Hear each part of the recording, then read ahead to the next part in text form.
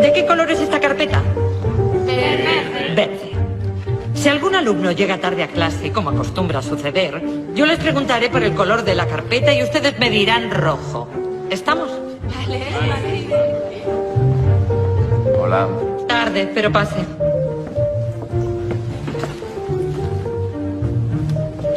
Bien, sigamos.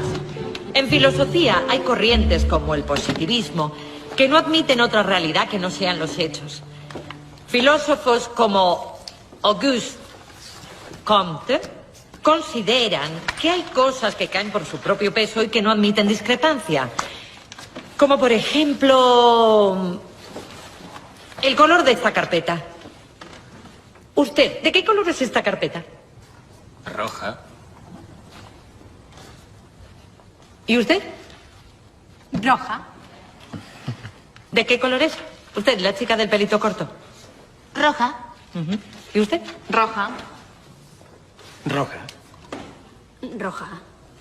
Roja. Roja. Roja. ¿Y usted?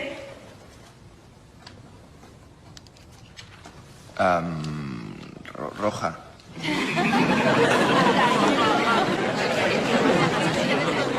A ver, ¿puedo continuar?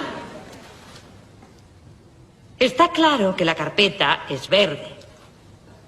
Y han sido testigos directos de la debilidad del ser humano cuando es sometido a la presión ambiental, incluso en lo que se refiere a la percepción física.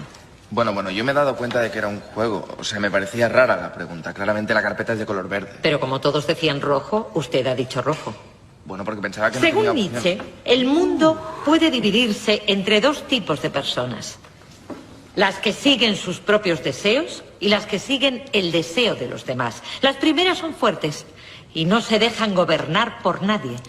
Y las segundas son débiles y se limitan a hacer lo que dicen y hacen los demás. No se preocupe. Esto es el pan de cada día. Somos muy sumisos y acabamos admitiendo las ideas de la mayoría. Incluso en Alemania, la gente fue capaz de creer lo que repetía una y otra vez la propaganda nazi. Ya lo decía Kant con toda su amargura.